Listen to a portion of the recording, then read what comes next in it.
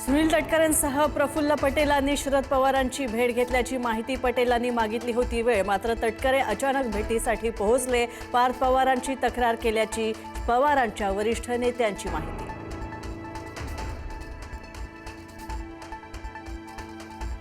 पक्षातील अंतर्गत फेरबदलांमुळे राष्ट्रवादीचे आमदार धास्तावले। राष्ट्रवादीच्या आमदारांचं शरद पवारांना मदतीसाठी साकडं।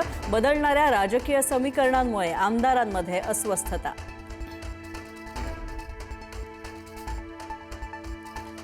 झिशान सिद्दीकी यांची आमदारकी अडचणीत येण्याची शक्यता। सिद्दीकींच्या एबी फॉर्मवर प्रदेशाध्यक्ष म्हणून सुनील तटकरेंची सही। तटकरेंच्या सहीमुळे सिद्दीकींची आमदारकी अडचणीत येण्याची शक्यता।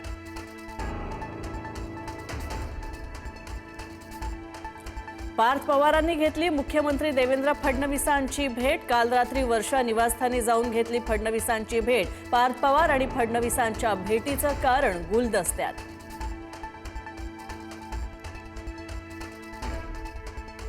आनंद परांजपेंनी घेतली शरद पवारांची भेट। शिवसेना प्रवेशानंतर आनंद परांजपे शरद पवारांच्या भेटीला। शरद पवारांच्या सिल्वर ओक निवासस्थानी जात घेतली भेट।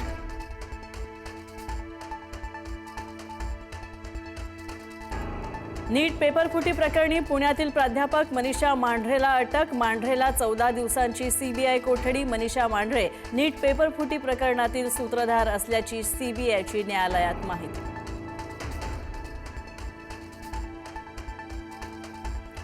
नीट पेपर फुटीचे धागेदोरे आता नांदेडपर्यंत। मुलीसाठी 5 लाख रुपये देऊन नीटचा पेपर खरेदी केल्याचा आरोप। सीबीआयकडून कुटुंबाची कसून चौकशी।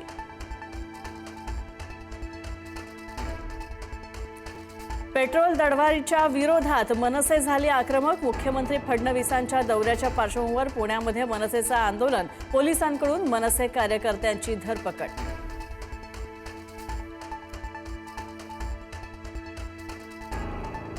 इंधन तुटवड्यामुळे आता थेट मारहाणीच्या घटना। वाशिममध्ये रांगेच्या कारणावरून झाला वाद तर बुलढाण्यामध्ये डिझेल घेण्याच्या वादातून तरुणाला मारहाण। पोलिसांसमोरच तुंबळ हाणामारी।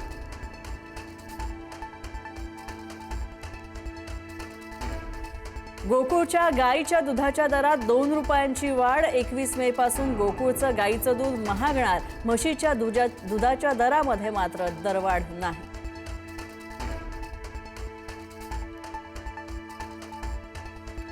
धुळ्यात भोंदूबाबांचं दुष्कृत्य। पूजाविधीसाठी आलेल्या दोघांची केली भोंदूबाबाने हत्या। पोलिसांनी आवळल्या नराधम भोंदूबाबाच्या मुसक्या।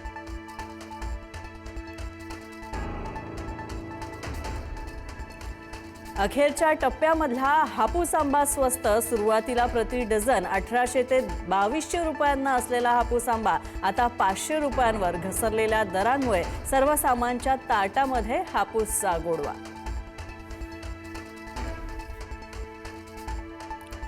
कोरोना आणि युद्धानंतर जगासमोर ऊर्जा संकट। पंतप्रधान नरेंद्र मोदी यांनी व्यक्त केली भीती।